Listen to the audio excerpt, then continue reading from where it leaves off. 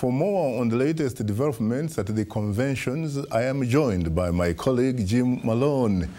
Good afternoon, Jim. Hi, Shaka. I am terrific. Give us a sense of the atmosphere at the political convention where you are in Charlotte, Jim. Well, you know, these political conventions are an opportunity for the party faithful to come together and rally around one another in anticipation of the election, which is only about 2 months away now. And for Democrats this week, it's especially important because there's been a lot of concern. They are not as excited as they were back in 2008 when they first rallied behind President Barack Obama. He's got a tough road to re-election. The country's not happy with his handling of the economy. They're not happy with the direction of the country.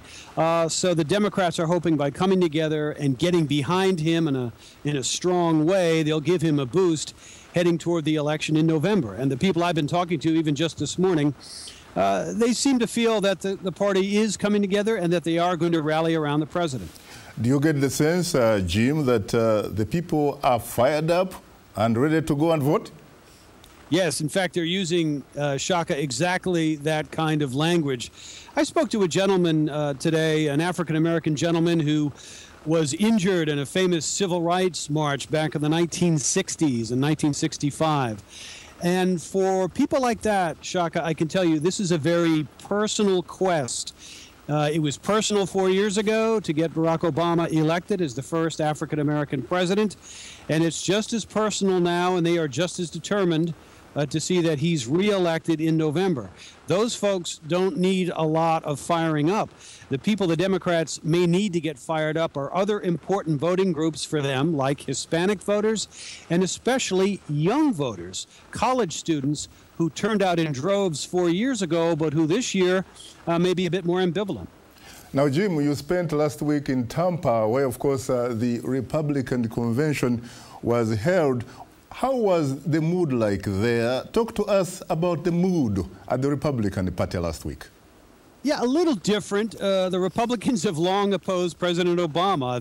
Their unifying theme was they don't like the president and they want to deny him a second term. So they have a lot of common ground. The issue was, were they as excited about their nominee, Mitt Romney, as they could be? And frankly, I came away from Tampa a bit inconclusive on that question. Mr. Romney gave an effective speech, but so far the polls we look at here nationally don't show a huge boost for Mr. Romney and the Republican ticket coming out of Tampa, something they certainly would have liked. So it looks like this election remains very close, essentially tied in the words of a pollster here. And now the opportunity really is for President Obama on Thursday night when he gives his acceptance speech to kind of make an impact on this race and perhaps create a bit more of a margin between himself and the Republicans. We've heard, of course, some pundits talk about how the economy is stupid. In their words, not mine. Talk to us about the two different economic visions of the two parties. Sure. The Republicans last week made the case that although the president inherited a bad economy, he made it worse, and he added to the budget deficit, and that the country's going in the wrong direction. The policies are going in the wrong direction. The Democrats are arguing this week it's a little more nuanced, a little more difficult to sell, and that is basically, look, he inherited a bad situation. Things are somewhat better than they were 4 years ago. Not everyone's happy with where the country is at, but we need to stay the course and not return to the Republican sort of Romney policies, they would argue, that got us into trouble in the first place. So this is the argument they're trying to make. A big advantage for the president and Democrats is he's simply more likable in public opinion polls. Mr. Romney has a deficit there that he has yet to make up. The question is, are people going to vote with their heart or with their head in November? And we still don't know. What about the issue of likability? You know as well as I do that First Lady Michelle Obama last night came up with this theme saying that being a president does not change you, it reveals you. What sort of point was she trying to put across? Well, she was the best person to relate to these delegates and to the national television audience in a personal way how this president has sort of fought for the middle class over the past 4 years. That's the argument the Democrats want to make. She's enormously popular with this party. She had a really well-received speech last night, and it really set, I think, for the Democrats, they believe, a good tone going in. They've got some heavy hitters to follow, including former President Bill Clinton. No one is more popular still in the Democratic Party than William Jefferson Clinton.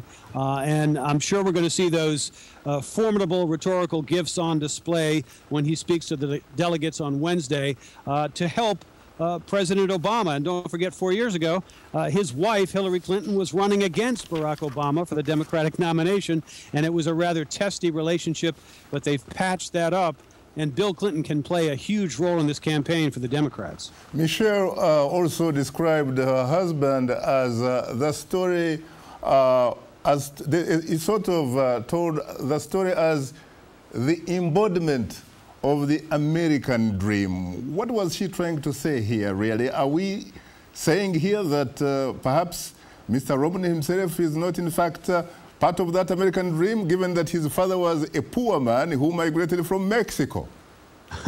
Well, you know, Mr. Romney's a success story of his own. He made a lot of money, and if you want to have a version of the American dream, you can certainly say that Mitt Romney was successful in that vein. Of course, they want to see everyone to see Mr. Obama as representative of sort of the more common person who can come up from nowhere in this country. You know, there's a story, Shaka, 12 years ago, the Democratic Convention in Los Angeles, a young man named Barack Obama from Illinois came to the convention. He had to leave early because his credit card bounced. And 8 years later, he was president. So I guess that is a version of the American success story. Very interesting. Thank you so much, Jim, for your insights.